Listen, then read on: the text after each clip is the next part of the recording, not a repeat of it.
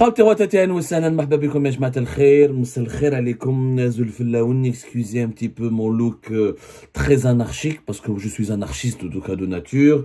Vous nous connaissez احنا في Algérie Part, nous sommes pas des conventionnels, nous sommes pas des formalistes, on n'accorde pas beaucoup d'importance à la forme, nous accordons exclusivement de l'intérêt au fond. Tout à l'heure, j'ai beaucoup tardé avant de faire cette émission parce que je réfléchissais à sa mise en forme et comment j'allais attaquer ce contenu hyper dangereux d'aujourd'hui. Tout à l'heure, en cette journée du 8 janvier 2024, journée quand même historique, parce que l'année débute fort avec la chute d'un poids lourd du régime algérien, en l'occurrence M. Walid Zinedine Benchir, l'homme qui dirigeait d'une main de fer la police algérienne depuis mars 2021 jusqu'à aujourd'hui, le 8 janvier 2024. Durant 2 ans pratiquement, Zinedine Benchir a réussi à devenir l'un des poids lourds du régime algérien, le bras armé du clan Tebboune. La police, la DGSN est devenue une machine infernale. Le budget le plus élevé depuis de l'indépendance du pays lui sera accordé cette année, 3,6 milliards de dollars. De 2022 à 2023, elle a consommé entre 2,2 jusqu'à 2,6 milliards de dollars la police algérienne. Et plus de 250 000 policiers, des unités d'élite, des unités d'intervention, des brigades de recherche. La police algérienne on lui a accordé beaucoup de pouvoir à l'époque de Tebboune. Elle est devenue une institution qui compte beaucoup plus que les services secrets ou que la gendarmerie nationale. Sarahatan, de 2021 à 2024, ça fait 3 ans, pas 2 ans, pardonnez-moi, 3 ans de règne de M. Benchir. La police algérienne a fait de l'ombre au service secret, a fait de l'ombre à la gendarmerie nationale. Et pourtant, ce monsieur, Walid Zinedine Benchir, qui vient d'être limogé, je peux vous assurer, Ajma, qu'il n'aurait jamais dû être patron de la police.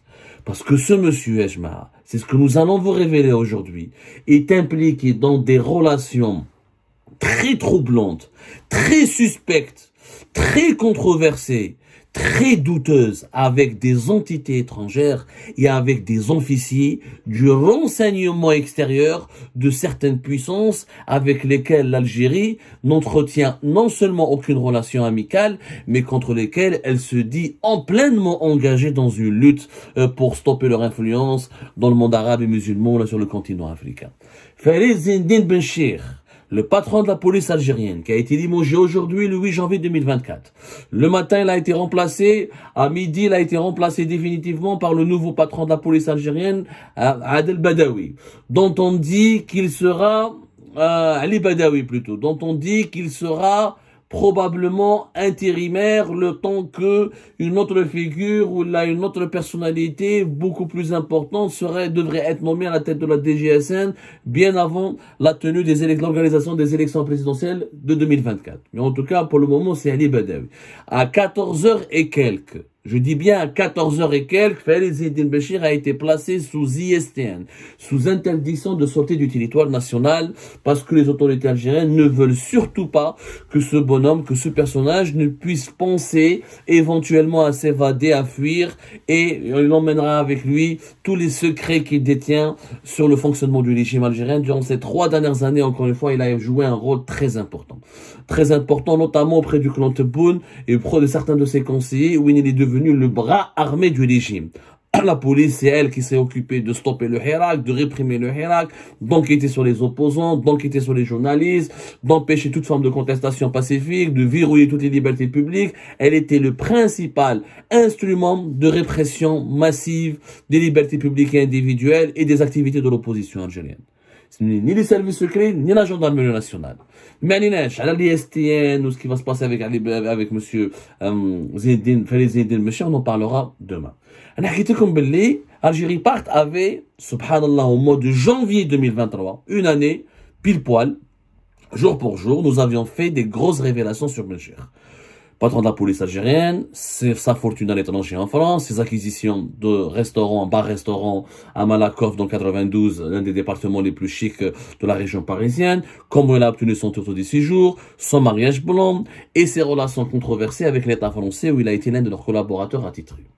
On s'était arrêté là à ce moment-là parce qu'on nous avait contacté pour nous dire que tant que Algérie Part continue d'enquêter sur M. Walid Zinedine Benchir, le président de la République Abdelmadjid Tebboune ne va jamais décider de le limoger pour ne pas vous offrir cette gloire euh, que pourrait vous attribuer l'opinion publique, puisque les gens vont dire c'est grâce à Algérie Part qu'un personnage puissant du régime algérien a été exécuté. Nous avons donc levé le frein à main et nous avions même transmis des informations hyper secrètes et confidentielles, pour ne pas dire scandaleuses, sur l'implication de M. Farid Zine Béchir dans des affaires on va dire, d'intelligence avec des représentants de puissances étrangères hyper dangereuse pour les intérêts de l'Algérie, notamment sa sécurité nationale. Et on nous a promis qu'une enquête allait être ouverte. Et donc une enquête certainement a été ouverte, mais en tout cas, Farid Zine Béchir n'est pas tombé à cause des informations qu'Algérie Part, en tout cas, pas partiellement, oui, je pense qu'il était on l'a déjà dit, qu'il était dans le viseur, dans le collimateur, depuis les révélations d'Algérie Part. Il a été exclu des réunions du Haut Conseil de sécurité. Ensuite, il a été réintégré à partir de septembre 2023. Ensuite, il y a eu une période de flottement. Novembre, octobre, il était annoncé partant. Septembre, on avait annoncé son départ. Ça n'a pas été acté. Tout le monde avait compris que Farid Zine Béchir était protégé en haut lieu, au niveau du palais présidentiel d'El Mouradia, et qu'on n'avait pas envie de le lâcher. Il y avait donc l'affaire du jeune Haraga Doran, qui à son corps défendant va dévoiler les grands dysfonctionnements et les défaillances terrifiantes de la police algérienne, de la DGSN, sous l'égide de Farid Zine Béchir. Arrestation de 10 fonctionnaires de la police et de 10 responsables de la police aux frontières, leur placement en détention, et là c'était la goutte d'eau qui a fait déborder le vase. Même les protecteurs de Farid Zine Béchir au niveau du palais présidentiel de Mouradia ne pouvaient plus le protéger, ne pouvaient plus se permettre de se porter garant et pour lui assurer une survie. Là, Tebboune était obligé de le limoger. Troisième incident, troisième scandale international, parce que le monde entier a parlé de cette affaire, notamment la presse française. L'Algérie est devenue le seul pays au monde où en une année et demie, des jeunes Haraga arrivent à s'introduire clandestinement, de la façon la plus troublante et la plus normale aussi, avec une facilité déconcertante, au sein des parties les plus sensibles des avions d'Air Algérie. Si c'était des éléments de groupes terroristes, on aurait pu assister. Alhamdoulilah, c'était pas le cas, mais si c'était des terroristes, ou là des gens fous, ou là des criminels, on aurait pu assister à des attentats qui auraient pu coûter la vie à des centaines de morts. L'État algérien discrédité, humilié, la police algérienne ridiculisée, incapable de combler ses défaillances, le limogeage de M. Farid Zine Béchir était donc inévitable. Mais, ce monsieur n'aurait jamais dû être nommé. Si les services de sécurité, notamment les services secrets algériens, avaient fait réellement leur travail, avaient planché sur le parcours et le passé de M. Farid Zine Béchir, ils auraient bloqué sa nomination parce que sa nomination en soi, en mars 2021 à la tête de la police algérienne, était constitutive d'une violation de la souveraineté nationale. Pourquoi?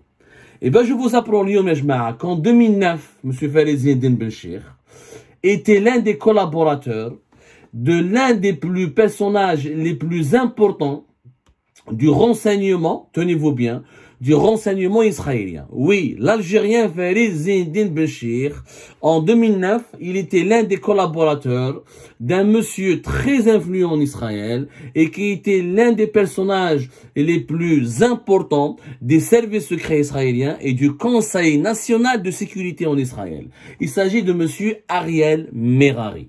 Ariel Merari. Qui est-il, Ariel Merari? Ben là, qu'en Algérie, il n'est pas du tout connu. En Israël, c'est une véritable star. Officiellement, publiquement, c'est un professeur d'université. Il enseigne à l'université de Tel Aviv en Israël, et c'est un spécialiste de la criminologie, et un spécialiste de la lutte contre du terrorisme et de la criminalité. Or, ce n'est pas ça réellement, son activité.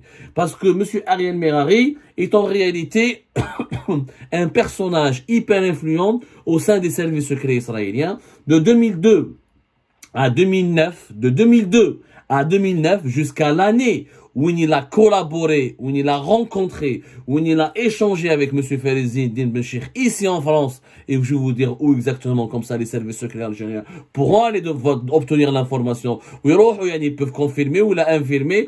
On a les documents et tout ça. Ne vous inquiétez pas, ça c'est une première émission. Il y aura une deuxième émission avec un montage. Vous allez voir la photo de M. Ariel Merari, les photos de M. Béchir, le document qui prouve qu'ils avaient siégé, qu'ils avaient collaboré dans le même organisme soi-disant scientifique, mais qui n'avait que de scientifique que de nom, puisqu'il regroupait que des responsables sécuritaires et du renseignement. Et comme par hasard, l'Algérie avait, je sais pas comment, en Algérie, personne n'avait découvert que M. Fariz Eddine Benchir participait à des rencontres régulières ici en France, à Paris notamment, avec des responsables de renseignement américains et israéliens. Pour le côté Lyon, pour les révélations d'aujourd'hui, on parle du côté israélien. Mais M. Ariel Merari, de 2002 à 2009, كان في le Conseil national de sécurité israélien. Le Conseil national de sécurité israélien, c'est un organisme sécuritaire hypersensible qui regroupe le Mossad, le Shin Bet, l'armée israélienne, Tzahal. D'ailleurs, c'est cet organisme qui gère et qui supervise l'agression contre la population de Gaza et contre la bande de Gaza et qui ordonne les crimes commis contre la population de Gaza. Mais bon, en Algérie, officiellement, je vous rappelle qu'il est totalement interdit aux fonctionnaires de l'État, non seulement aux fonctionnaires et aux responsables de l'État, il leur est totalement interdit d'entrer en contact ou là de nourrir un contact avec des ressortissants israéliens. C'est des responsables. Et pour les citoyens algériens, ils n'ont pas le droit d'aller en Israël, de voyager en Israël. Ça, ils n'ont pas le droit. C'est un droit qui leur est refusé. C'est-à-dire que c'est criminalisé pratiquement d'avoir des contacts avec ce qu'on appelle le régime algérien, appelle l'entité sioniste. Mais quand tu es fonctionnaire de la police algérienne, quand tu es responsable de la police algérienne et que tu entres en contact avec des responsables des services secrets israéliens, là c'est plus grave. Là c'est une parce que Ariel Merari, quand il rencontre un responsable algérien de la police algérienne, vous devinez bien qu'il y a de fortes possibilités qu'Ariel Merari utilise les méthodes du renseignement pour tirer des informations à M. Fariz Eddine Benchir, pour l'enrouler, pour l'embrigader, pour l'utiliser. Ce ne sont pas des enfants de cœur. Alors, sous coupe d'universitaire, M. Ariel Merari était responsable au niveau de 2002 à 2009 au niveau du Conseil national de sécurité en Israël des études scientifiques sur le profil des terroristes. C'était lui le spécialiste, c'était lui qui formait les services secrets israéliens à assimiler, à analyser les profils des terroristes. Ce qui est appelé terroriste en Israël, en réalité, ce sont pas des mouvements terroristes comme Al-Qaïda et Daesh uniquement, puisque même les mouvements de résistance palestiniens sont considérés par Israël comme des terroristes. Ça, je pense que Fariz Eddine Benchir, quand il rencontrait à Paris M. Ariel Merari, il devait le savoir. Donc, de 2002 à 2009, c'est lui qui a été le directeur scientifique de la recherche sur les terroristes palestiniens au Conseil de sécurité nationale israélien de 2002 à 2009. Donc, pour avoir un tel poste, c'est qu'il faut être parrainé très proche du Mossad. Dans la presse israélienne spécialisée, si vous voulez vous informer sur Ariel Merari, je vous invite à aller lire la presse israélienne spécialisée et vous allez comprendre ce qu'on voit Ariel Merari. En plus, Ariel Merari, durant, non seulement il a dirigé les études scientifiques sur le terrorisme et sur les kamikazes et sur les terroristes palestiniens au niveau du Conseil national de sécurité israélien, mais il était aussi formateur. Il était formateur il était formateur des services de sécurité israéliens, notamment des services secrets le Mossad, sur les méthodes qu'il faut utiliser pour les négociations. Il a dirigé l'unité israélienne de négociation des otages et de gestion de crise. Il l'a commandé pendant 20 ans, M. Ariel Merari. هذا ماشي un citoyen israélien, parce qu'أنا كي خرجت في E24 قال لك عبدو السمار باع روحو إسرائيل, alors que j'ai parlé à des journalistes dont certains étaient français, la majorité étaient français, certains étaient israéliens. Mais c'était des journalistes. Je suis citoyen. Mais j'ai une fonction politique. Je suis pas un policier. Je suis pas un militaire. Je suis pas un dirigeant politique. Ariel Merari qui dirigeait pendant 20 ans l'unité de gestion et de formation sur la gestion des négociations des otages. Pendant 20 ans. C'est l'un des piliers du renseignement israélien. Oui, كيفاش عرف Fariz Eddine Benchir? Officiellement, Fariz Eddine Benchir a fait croire, bien sûr, lui, durant toute sa carrière, il a fait croire aux autorités algériennes qu'il était un scientifique, qu'il faisait des recherches en criminologie, qu'il a étudié la psychologie, ce qui est vrai, il a fait des études en criminologie, il a même fait des livres, etc. Ceci dit, la recherche, ceci dit en 2009, il était membre d'un organisme qu'on appelle le MCC, qui est le Conseil scientifique international, du département de recherche sur les menaces criminelles contemporaines.